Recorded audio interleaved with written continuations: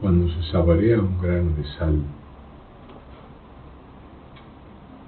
la sal, que es la luz entre los sabores,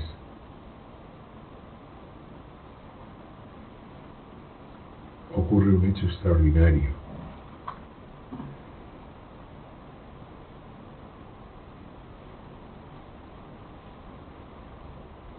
Y es que simultáneamente con el sabor aparece el saboreador.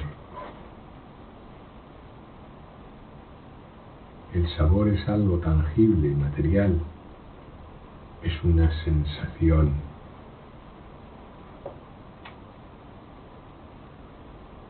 Mejor dicho, tangible.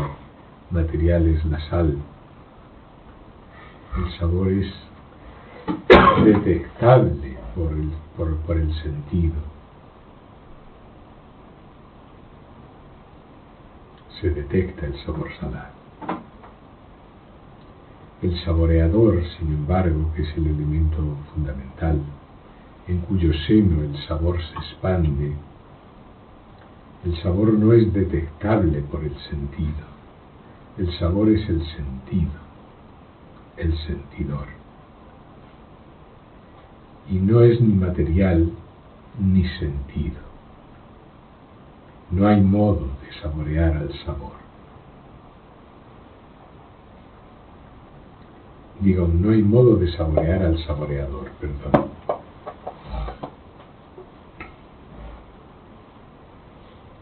El saboreador saborea todo, pero no hay modo de saborearle. Él no es saboreado por nada.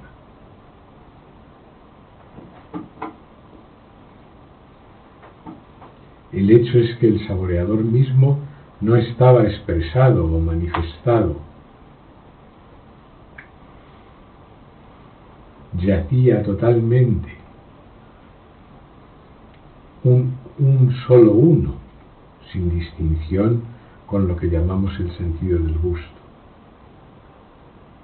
De tal modo que puede decirse que el saboreador es una especificación relativa a saborear ese sabor salado que estamos saboreando en el momento en el que lo saboreamos. Es una especificación relativa y momentánea, sin que toque en nada su cualidad esencial, que es que él no puede ser saboreado. El saboreador es comprendido. ¿Comprendido por quién? Por nosotros. Ahí nosotros podemos ser simbolizados al sentido del gusto, del cual el saboreador, en ese instante mismo en que queda revelado, al saborear, es sólo un micronésimo, por decirlo de alguna manera, una especificación momentánea y transitoria del sentido del gusto, o también una manifestación de él. Sin esa saboreación el sentido del gusto no está manifestado, y entonces no tiene rastro, ni hay modo de comprenderlo o no comprenderlo. Está más allá de la comprensión. Sin embargo, está. El sentido del gusto siempre está. Es nuestra experiencia.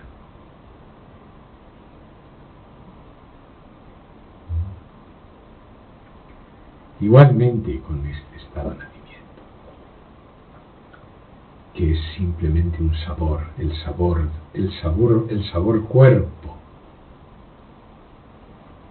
el sabor mundo, que es exactamente como sabor salado.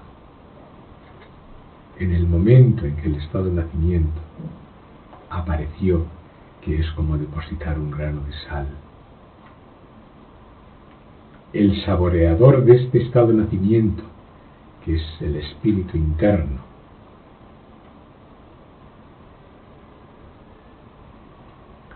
y devino simultáneamente con él a la existencia.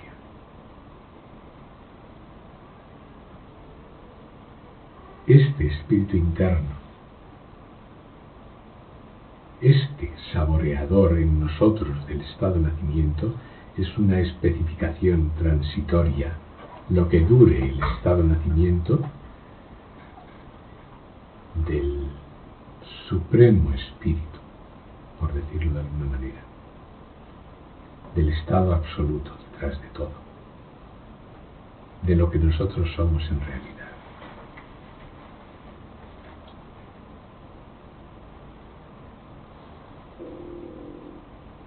Esta imagen es bastante plástica, porque hay dificultades en entender, primero, quién somos y en segundo lugar, de qué modo podemos comprenderlo. Hay que decir inmediatamente que si no lo somos, no hay modo de comprenderlo, ni se puede llegar. No se llega a la realidad, no se llega a nosotros mismos sin ser nosotros mismos. No se llega a nosotros mismos como otro que nosotros mismos. Esto tiene una imagen en la sal. El grano de sal no nos toca en un solo punto. Y si no, podéis verlo muy claramente si os preguntáis, si yo deposito un grano de sal, ¿en qué punto toca ese grano de sal al sentido del gusto? ¿En qué punto ese grano de sal se transforma en el sentido del gusto? ¿En qué punto ese grano de sal se convierte en el sentido del gusto? ¿En qué punto ese grano de sal se funde con el sentido del gusto? E igualmente, el sabor salado, ¿en qué punto toca el sabor salado al sentido del gusto? ¿En qué punto? ¿Dónde está ese punto? ¿Podemos encontrarlo? ¿En qué punto se funde el sabor salado con el sentido del gusto? ¿En qué punto se transforma el sabor salado con el sentido del gusto? No hay el menor contacto. Ni el grano de sal, ni el sabor salado, ni la saliva disuelta con la sal, nada de todo eso que es propiamente material, propiamente grosero, toca jamás al sentido del gusto. Y sin embargo, el sentido del gusto, que no es grosero ni material, que no es tocado por la solución salina, que no es tocado por el sabor salado, saborea. Y al saborear queda en evidencia dos cosas. Quedan reveladas dos cosas. Quedan patentes. Son conocidas dos cosas. Primero, que el sabor salado no estaba. Y segundo, que nosotros sabemos lo que es antes de que el sabor salado se produzca. Nosotros podemos saber exactamente que el sentido del gusto está exento de todo sabor siempre. ¿Qué significa exento de todo sabor? Que no hay en el sentido del gusto ningún sabor predominante o que lo llene todo de una vez por todas y para siempre. El sentido del gusto está siempre limpio, sin tinte, sin ningún color, sin ningún sabor, exento, limpio. Podemos seguir la investigación también y preguntarnos en qué es diferente el sentido del gusto en mí, a como yo puedo concebirlo en Adán, el padre supuestamente de los hombres. Si depositan en su lengua un grano de sal, ¿a qué le sabe a Adán? ¿Cómo reacciona ese sentido del gusto en él? ¿Es diferente que en mí? Y si le ponen un grano de sal en la boca de Dios, ¿a qué le sabe? ¿Es diferente que en mí? Entonces, ¿qué puedo yo deducir o concluir de ello? ¿Es diferente el sentido del gusto en mí al sentido del gusto en Dios? ¿O es el mismo sentido del gusto sin nombre, ni peculiaridad, ni particularidad, ni forma alguna?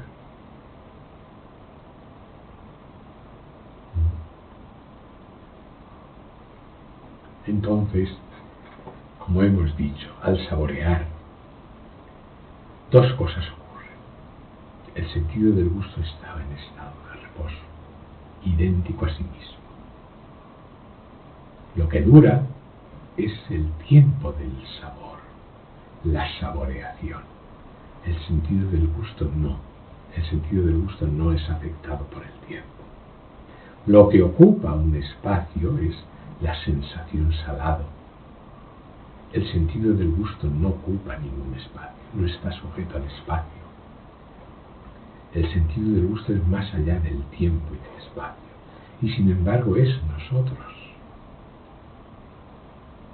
El sentido del gusto en sí tiene mucho que decirnos de nosotros mismos, que pensamos o creemos ser un cuerpo y con ello decimos que somos la sal. Cuando nosotros decimos que somos este cuerpo y nos enorgullecemos de él, de sus funcionamientos, de sus solubles, estamos diciendo que somos el grano de sal. El cuerpo no dice nunca yo soy tuyo o yo soy tú. Somos nosotros quienes decimos somos el cuerpo. No hay ninguna diferencia, por muy repelente o reluctantes que seamos a admitir, yo me siento totalmente distinto del grano de sal y me siento completamente distinto del sabor salado. Puedo admitir que soy el saboreador y lo veo, es decir, veo que cuando el grano de sal se deposita en la lengua, de manera inmediata, sin que transcurra tiempo, sin que opere ningún conocimiento de poner en funcionamiento ningún órgano, sin que opere ninguna ciencia, una sensación lo invade todo, una sensación explosiva, solar, como luz, el sabor salado. ¿Dónde se desarrolla todo eso? En nosotros, no fuera de nosotros, sino en nosotros. Y entonces nosotros podemos distinguir claramente, no somos el grano de sal, no somos la saliva que lo disuelve, no somos la lengua que lo recibe, no somos el sabor salado que se produce. Podemos ser el saboreador. ¿Pero por cuánto tiempo? El saboreador mismo es totalmente inestable y perecedero. ¿Por cuánto tiempo somos el saboreador? Mientras dura el sabor. Una vez que el sabor termina, ¿qué somos? El sentido del gusto está ahí antes de que el saboreador lo manifieste y exprese. Antes de devenir esa particularización antes de que el saboreador devenga esa particularización de él. ¿Sí? El sentido del gusto es antes del saboreador. Está mientras el saboreador está, y por eso nosotros podemos decir, no, nuestro sentido del gusto es completamente diferente del saboreador. El saboreador es su expresión, pero el sentido del gusto es radicalmente distinto. ¿Por qué es radicalmente distinto? Porque el saboreador no tiene más remedio que saborear salado, y el sentido del gusto no es jamás tocado por el sabor salado. Ni por el soso ni por el dulce, es completa y absolutamente independiente de todo lo que se saborea. Y también es diferente porque con cuando se acaba el sabor, cuando el sabor salado termina, el saboreador termina con él, que es lo que se llama muerte. El saboreador termina con él. ¿Qué es lo que se llama muerte? Termina el saboreador de este estado de nacimiento. ¿Por qué? Porque ya ha agotado sus solubles. Pero eso no quiere decir que terminamos nosotros. Y tampoco tiene mucho interés hablar de su final, sino de este instante ahora. en el cual, con este ejemplo, con el desarrollo de este símbolo, podemos darnos cuenta de que se trata de nosotros,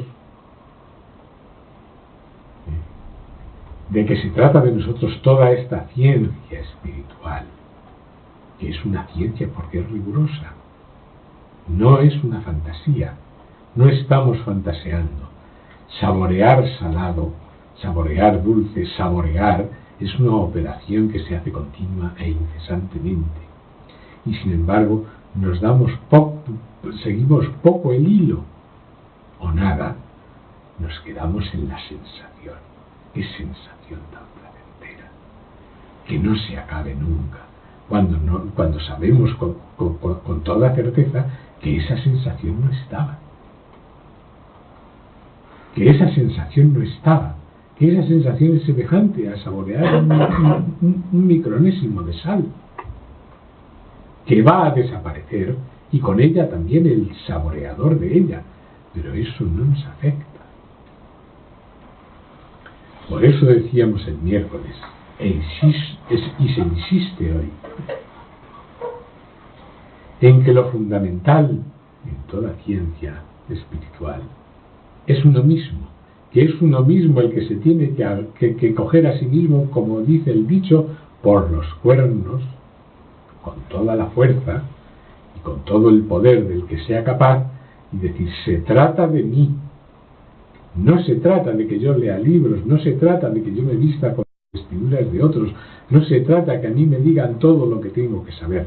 Se trata de que si se produce un sabor aquí, a mí nadie me da saboreado el sabor salado, y a mí nadie me da el saboreador del sabor salado y me lo coloca, y a mí nadie me da el sentido del gusto y me lo coloca. Eso está en mí. Eso es mí mismo, la realidad es mí mismo, y tengo que averiguar por mí mismo de qué se trata, para estar totalmente en paz y en contento completo. No puedo estar contento si yo soy adicto al sabor salado, porque estaré temeroso de que acabe. No puedo estar contento si soy adicto a la sensación, no puedo estar contento si soy adicto al mundo, no puedo estar contento si soy adicto al cuerpo, si soy adicto a los pensamientos, si soy adicto a las sensaciones.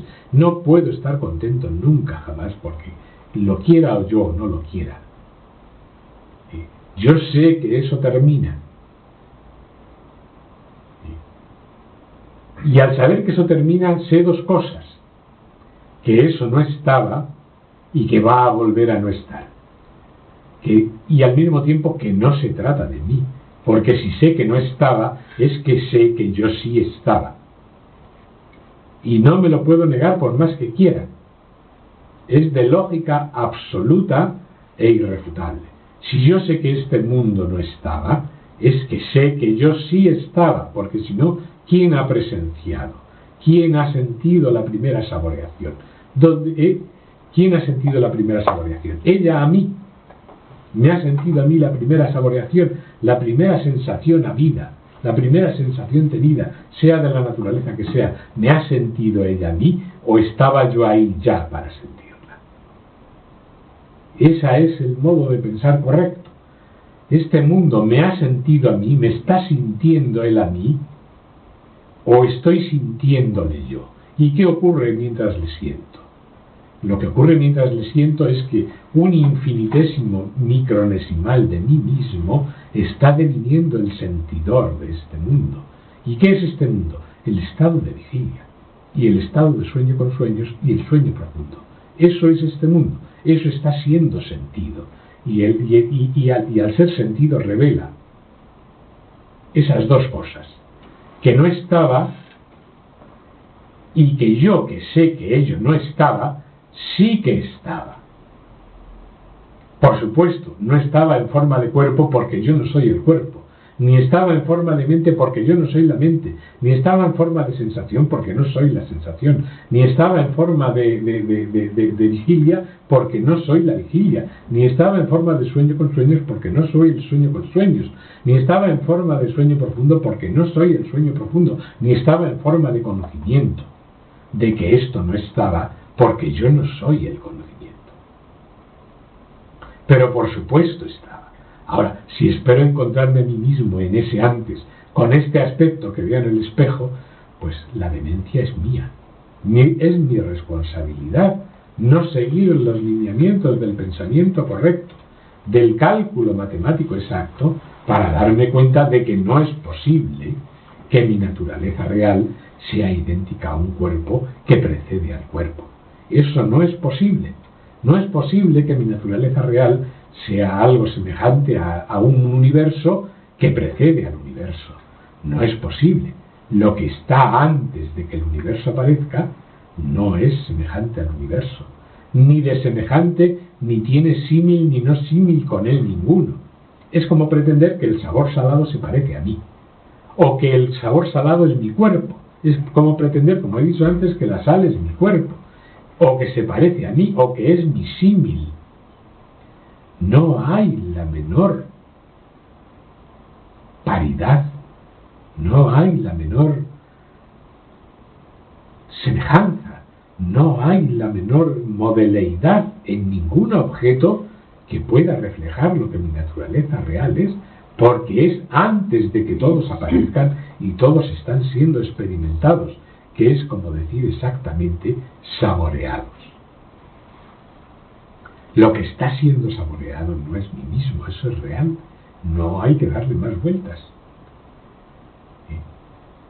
Como he dicho antes, se puede admitir por un momento, soy el saboreador, pero solo mientras uno se da cuenta de que detrás del saboreador, del cual el saboreador es una especificación transitoria, detrás del saboreador está el sentido del gusto, que no es la especificación de nada y que no es transitorio. Sigue siendo un símbolo, porque el sentido del gusto desaparece en el sueño profundo. Pero claro, no hay ninguna distinción entre el sueño profundo y el sentido del gusto en estado de reposo. Son la misma cosa. Y más allá del sueño profundo se extiende el conocimiento absoluto, que significa el conocimiento de los tres estados, sin ninguna peculiaridad o cualidad. Ipseidad, es decir, se sabe ser sí mismo lo que él es. Pero este conocimiento también es transitorio. Es exactamente como saborear. Es exactamente como el saboreador. Finalmente el saboreador y el conocimiento son idénticos. Y son una especificación transitoria y momentánea. Y finalmente se reabsorben. No es la palabra se reabsorben, ni se disuelven, no se pueden aplicar esos términos porque no hay ninguna materialidad o diferencialidad que se esté convirtiendo en lo que no es. El saboreador, al desaparecer, no se convierte en el sentido del gusto. El saboreador es nada más que el sentido del gusto especificado, en un modo transitorio, porque está habiendo un sabor. Pues igual. Si lo trasladamos al hecho fundamental, nuestra naturaleza real es antes de todo. Antes significa antes, pero significa también está siempre, es eterna. Porque para estar antes tiene que estar. Nosotros, cuando consideramos que somos el grano de sal o el cuerpo, pensamos que el universo existe siempre y que nosotros somos una fracción de él, una fracción material. Pero eso no es así. El universo no es nada más que un sabor, el sabor material, el sabor grosero, el sabor de la vigilia, el sabor del sueño con sueños, el sabor del sueño profundo, y no hay ningún otro universo. Es un sabor, un grano de sal, un micronésimo infinitesimal de sabor. Ni afecta, ni toca, ni se convierte nunca en eso que lo saborea. Eso que lo saborea es antes. Y para saber qué es antes, uno tiene que ser eso. Uno es eso. Uno mismo es eso. Antes de todo. Si no, no puede empezar a saborear. Si no está ahí antes, no puede empezar a saborear. Y, por supuesto, para ese antes, saborear o no saborear es completa y absolutamente indiferente. Si uno comprende cómo es debido, se da cuenta que es así. Y en eso reside su contento. Su contento no significa que está contento por hechos, porque le van bien los negocios, porque siente en condiciones, porque no le faltan sensaciones, porque no le falta esto o aquello, no. Contento significa conoce su verdadera naturaleza real. Y porque conoce su verdadera naturaleza real, ha terminado, ha cesado, ha acabado toda inquietud, toda preocupación, toda angustia. Todo eso ha terminado, porque todo eso está solo vinculado a la creencia ciega de que uno es el cuerpo. Y como uno no es el cuerpo y sabe que el cuerpo está en transición continua, que el cuerpo nunca es el mismo y que el cuerpo va a desaparecer, como uno lo sabe, pues está muy inquieto, porque cifra en ello toda su realidad. Cuando es uno mismo, toda la realidad del cuerpo, si es que tiene alguna, es que está siendo saboreado, nada más. Un grano de sal se disuelve, cesa el sabor, y el grano de sal no pide volver a ser el que fue. No pide nunca, ni nos denuncia por haberse disuelto y haber acabado de emitir sus solubles. Esa es la cuestión. Por eso decía el otro día, si uno no se toma en serio a sí mismo, con una completa seriedad, y no es, al decir seriedad no significa, es decir, seriedad significa tener las cosas claras y admitir que son verdaderas. Desde ese momento, toda resistencia, toda rebeldía, todo eso cesa por completo, es decir, no tiene ningún sentido cuando uno comprende que algo es verdad. Y además sabe que se trata de uno mismo, no tiene ningún sentido la rebelión, ni la rebeldía, ni la resistencia, porque ¿a qué va a resistir? ¿Contra qué se va a rebelar? ¿Contra uno mismo? ¿Contra la verdad de uno mismo? Eso es una imposibilidad. La verdad se impone sola. Lo que nos falta a veces es claridad, recto pensamiento, seguir los símbolos, el hilo de los símbolos hasta su fin, como el sabor salado, que es clarísimo, llega hasta su fin. No es necesario leer todos los libros del mundo, porque es el saber de otros, sino leerse a uno. Pero para eso es posible que sea necesario aprender el ABC y a escribir con palotes. Por eso aquí se han recomendado algunos libros que hacen distinciones muy claras entre lo que es el trigo y la paja para que no nos andemos por las ramas. En este símbolo del sabor salado está encerrado todo. Pero la mente no para de pensar. Lo olvida. Como algunos me dicen, es que claro, yo cuando te escucho todo se entiende, pero salgo por la puerta y todo se olvida. ¿Por qué? Porque no ha habido trabajo. Es decir, un niño cuando va a la escuela le enseñan a hacer la O con un canuto. Llegará a ser premio Nobel, no hay duda, pero de hacer la O con un canuto no le libra a nadie, porque si no, no aprenderá a hacer la O y no podrá llegar a ser premio Nobel. Pues igual en la ciencia espiritual hay que aprender los principios, porque son lo único sólido y estable para hacer la discriminación, y empezar desde lo más bajo al mismo tiempo que uno se aplica a lo más alto. Eso sí, Si uno empieza a leer los libros sin ninguna guía y sin ningún consejo, terminará enloquecido. Pero cuando está escuchando charlas como esta, eso no debe tener lugar, sobre todo si uno está alerta. No, como decía el otro día, a que yo sepa mucho. No tiene la menor importancia. Yo, como he dicho antes, no puedo dar a nadie el sentido del gusto. No puedo dar a nadie el saboreador. No puedo dar a nadie la sensación salado. No puedo dar a nadie esa operación misteriosa que se produce cuando se deposita un grano de sal. Eso se produce de una manera espontánea. Uno tiene que seguirle el hilo y así comprender.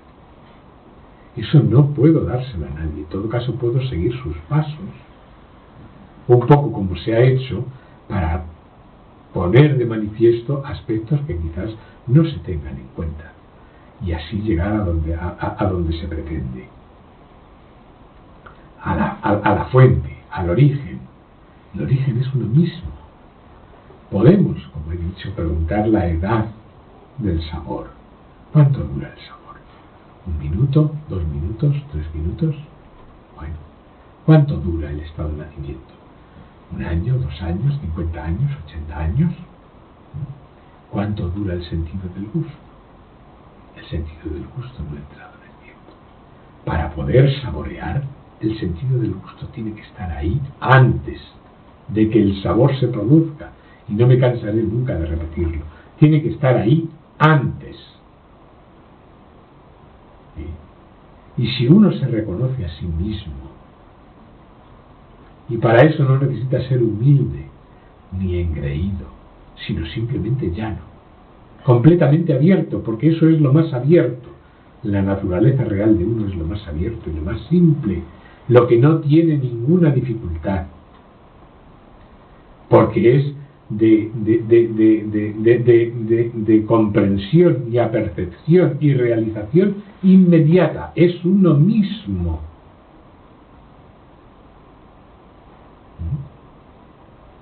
Cuando eso es tan simple, no podemos complicarlo de manera arbitraria. Puesto que eso es un don gratuito, y es decir mucho, porque no hay ningún don ni ninguna gratuidad, sino que es mismidad, es uno mismo. Pero puesto, vamos a decirlo así, puesto que es un don gratuito, no es madre ni matriz de ningún orgullo, ni de ninguna humildad, ni de ninguna de todas esas cualidades completamente que solo surgen por la comparación en el estado de vigilia con otros supuestos seres que no existen. Porque en el estado de vigilia, y en el estado de sueño con sueños, y en el estado de sueño profundo, y en el estado del conocimiento, lo que está ocurriendo es la saboreación de un soluble. Y todos los seres que aparentemente nos rodean tienen un sabor peculiar. ¿Sí? El sabor padre, el sabor madre, el sabor abuelo, el sabor abuela, el sabor esposo, el sabor esposa, el sabor hijo, el sabor amor, el sabor enamorado, el sabor odiado, el sabor pueblo, el sabor nación, el sabor planeta, el sabor universo, el sabor... Todos son sabores, nombres de una solubilidad, de algo que está siendo saboreado y que no es nosotros nunca, que no se convierte en nosotros nunca y en lo cual jamás estamos atrapados. Es imposible que un grano de sal nos atrape y nos encierre en su salubridad. ¿Comprendéis? No es posible, estamos viéndolo todo al revés. Y decimos, es que el sabor padre, mi padre, el sabor madre, mi madre, es un sabor queridísimo para mí. Le tengo adicción a mis hijos, le tengo adicción a mi familia, le tengo adicción a los pobres, le tengo adicción al Papa, le tengo adicción a Cristo, a la cruz, le tengo adicción. Todos son sabores. No hay ninguno más alto que otro. El sentido del gusto no niega a ningún sabor saborearle, ya sea la amargura más amarga o el dulzor más dulce. El sentido del gusto no niega a ninguno acogerle, los acoge a todos, pero al mismo tiempo está exento por completo de ellos. no tiene apego a ninguno. Es el apego y el que crea esa dependencia y el que nos hace devenir completamente objetivos, es decir, objetuales, un objeto. Porque claro, para tener un padre, una madre, o ser padre de hijos, o ser nieto, o ser patriota, uno tiene que ser un objeto en medio de un mundo completamente imaginario, lleno de objetos, en el cual a otros objetos uno los llama, como he dicho, padre, madre, hijos, vecinos, de calle, compatriotas o habitantes de la tierra. Otros objetos. ¿Y qué ha hecho uno con eso? Convertirse en un grano de sal. Ha admitido que uno es la sal, uno es la sal, uno es el cuerpo. Es mentira, es totalmente falso. Puede ser completamente rebatido, pero uno lo sostiene ahí simplemente por esa adicción ciega. Son objetos, son solubles, están siendo saboreados.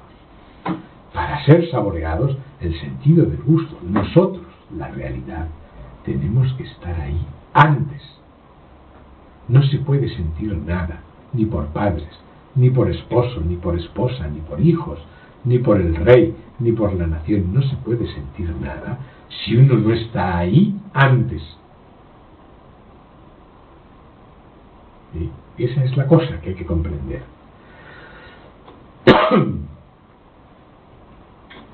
Cuanto más rápidamente lo comprenda uno, cuanto más rápidamente lo embeba, cuanto más rápidamente sea totalmente él mismo, esa mismidad incalculable, absoluta, cuanto más rápidamente, más pronto estará contento, en paz y completamente, como decía el otro día, los pilares o los principios de la comprensión son primero discriminación, que es esto que estamos haciendo, discriminar. Llegar a la conclusión de quién somos, aceptarla, realizarla, verificarla y estar absolutamente convencidos de tal modo que jamás se vuelva de nuevo el calcetín, que en ningún momento nos volvamos a tomar por un cuerpo. Eso es discriminación. Y en segundo lugar, tratábamos el desapego o la renunciación, como dice Siddhartha Rameswar, que luego explica lo que decía el otro día, que significa apatía. ¿Qué significa apatía? La palabra apatía viene de una palabra griega que es pathos, que significa estar afectado. Por eso se usa en medicina con las colopatías, las neuropatías, que son órganos que no funcionan bien. Entonces la simpatía es que se comparte la pasión, porque patía, pathos es pasión, que se comparte la pasión. Y la apatía significa que no se comparte la pasión, que uno ya no está enfermo. Apatía significa eso, es decir, como dice Siddhartha Rameswar, el otro pilar, el primero discriminación y el segundo renunciación. ¿Qué significa apatía? Quiere decir, uno ya no es tentado por las infinitas direcciones que tienen la dimensión del mundo grosero. Es decir, tentado significa, pues, le llaman de aquí, le solicitan de allá, le tal, y uno inmediatamente pierde, sale corriendo, como cuando se ve un espejismo, que parece que hay agua en medio de un desierto, pero no es nada más que un efecto del calor. Entonces todos los ciervos y demás animales sedientos van detrás de aquel agua. Solo el que comprende que allí no hay agua dice: no corráis, que no hay agua, que no hay agua, que allí no os vais a saciar. Pero ellos dicen: tú estás loco, allí hay agua y nosotros beberemos. Corren, llegan exactamente a donde se supone que está el espejismo, y allí no hay más que desierto, más 5 o 6 horas de carrera. Aún la sed multiplicada. Entonces, apatía significa eso, saber que allí no hay agua, y entonces no darse la carrera. Eso significa apatía, no significa ser apático en el sentido en que se toma, sino que uno ya no es vulnerable a las solicitaciones indefinidas de este estado de vigilia, mundanas, en una palabra. ¿Cuándo deja de ser vulnerable? Simplemente no con esfuerzo, porque si uno trata de no ser vulnerable con esfuerzo, lo único que logrará será más sufrimiento. Es como tratar de ajustarse un zapato que no le vale a uno. Pues finalmente le hará daño. Si no le hace daño en un sitio porque se pone una tirita, le hace daño en el de al lado. ¿Por qué? Porque él no comprende que él no es el cuerpo. Primero hay que entender, por eso es la discriminación. Primero entender, saber quién es uno, y la apatía viene sola. Cuando uno comprende perfectamente quién es uno, la apatía, ese no seguir allí donde parece haber, eso viene solo, se cae solo, no hace falta hacer nada. Es en esencia eso, es muy simple.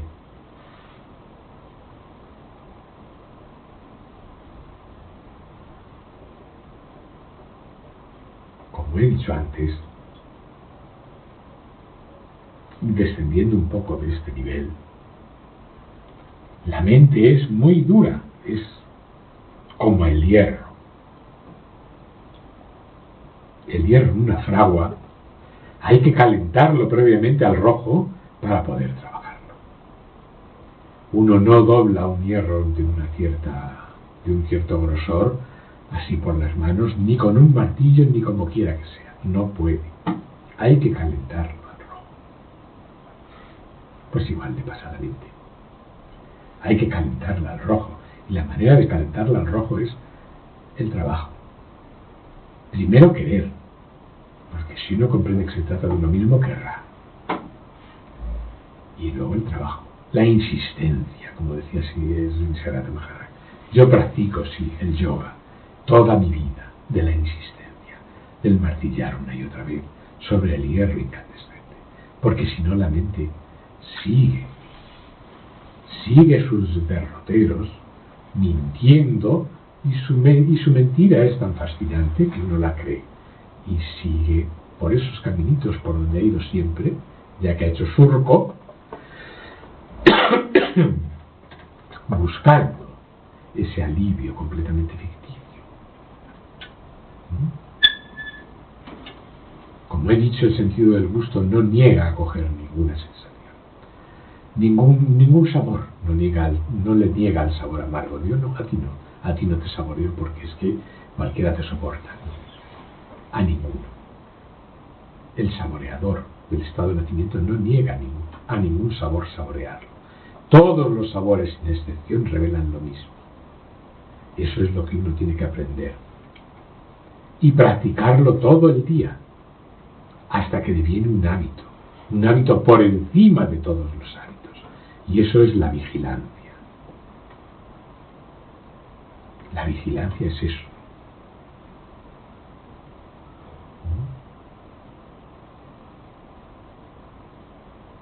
Nuestro pésimo estado de ignorantes, cuando se es ignorante, viene dado por la falta de atención y de vigilancia, por el desconocimiento total de quién somos y por el olvido completo de quién somos. Y eso no solo se recupera a través de las palabras que se escuchan, se recupera con el esfuerzo de uno. Sobre todo cuando uno ha dado crédito, ha dicho es verdad. Cuando es verdad, se acaba toda rebelión. Cuando uno asiente en su corazón, toda rebeldía se acaba.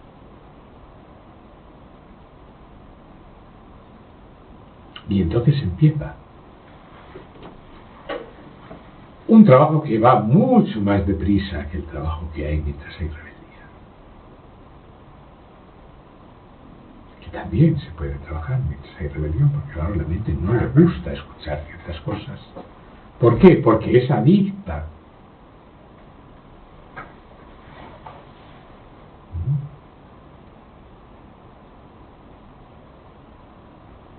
Bueno.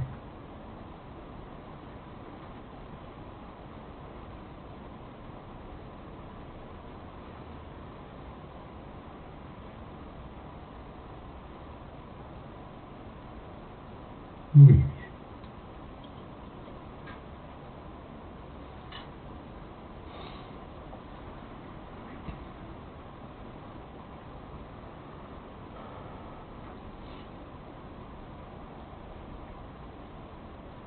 ¿Qué dice Miguel?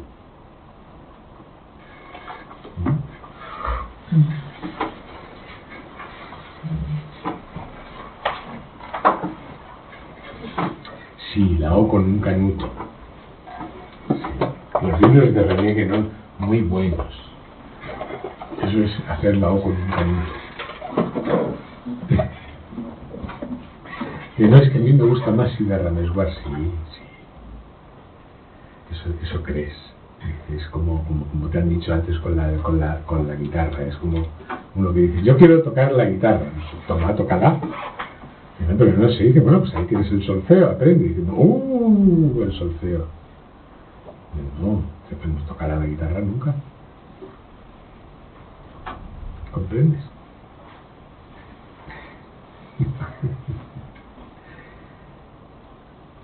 Sí, es muy simple, como acabo de decir. Cuando por encima de todos los hábitos está el hábito de la vigilancia. Entonces es lo más simple del mundo. Y entonces realmente uno comprende cómo, siendo tan simple, ha llevado tantos años comprender. Entonces lo comprende. Pero no, antes no. Y entonces comprende lo que es la apatía. Pero antes no. Antes la apatía le parece, no. Date cuenta que uno tiene, como hemos dicho aquí, escoras. Tiene escoras, se escora, tiene derivas. Se deriva continuamente hacia aquello que más le gusta. Entonces, ¿cómo me voy yo cómo voy yo a renunciar? Como dicen los sabios, renuncie usted a todos los deseos. ¿Cómo voy yo a renunciar? No. Es que eso no está bien comprendido. Es que no hay posibilidad ninguna de renunciar si no se discrimina antes y se comprende quién es uno. ¿Por qué? Porque eso de renunciar desde el individuo, desde alguien que no comprende, es siempre un motivo de orgullo y además es un motivo de hipocresía, porque el deseo no se va así como así, si uno no comprende que es completamente falso. ¿Comprendes? No se va. Si uno no comprende, los deseos no se van. Y los deseos son siempre selectivos. Siempre selectivos. Son tus deseos. Desde los más claros y manifiestos, de los cuales uno se enorgullece y muestra en público, a los que no quiere enseñar nunca porque serían el colmo de su vergüenza. Son sus deseos. Él los sabe, la mente está bien informada.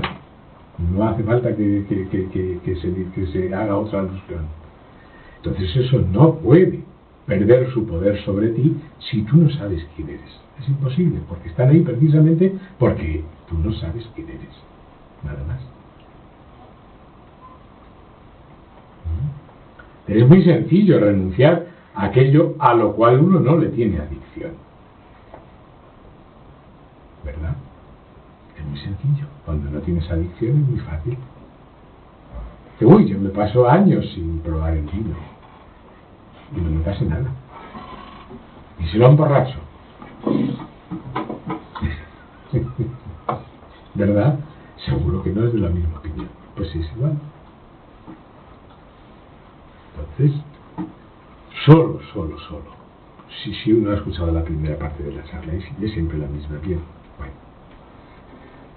Si uno llega a sus conclusiones, lo ha visto con claridad, solo desde ahí puede empezarse. Y primero la vigilancia. La vigilancia. Porque en el momento en que dices, sí, ya lo he escuchado, ya lo he comprendido. Y uno tiene esa confianza, que no es la confianza real de la verdadera comprensión, sino la confianza de que lo ha comprendido porque lo ha escuchado. Y cuando sale por la puerta se le ha ido y ya está en su rollo. De todos los días y a todas horas. Cada uno sabe cuál es el suyo.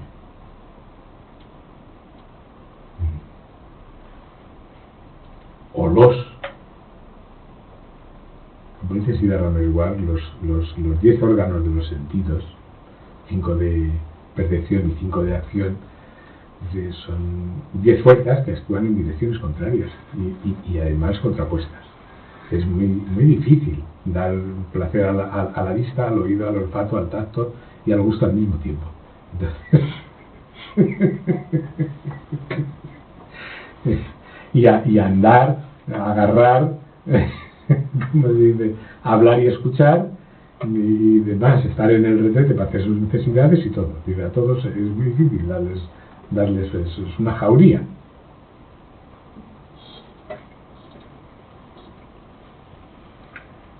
Que los deseos no son malos, que lo que es malo es la adicción. No es que sea mala en sí, sino que simboliza que uno no sabe, está totalmente olvidado de su naturaleza. No es que estemos diciendo que los deseos son malos. Los deseos lo único que le hacen a uno es tener la creencia firme de que él es el cuerpo, porque es a través del cuerpo por donde le viene la satisfacción de esas urgencias.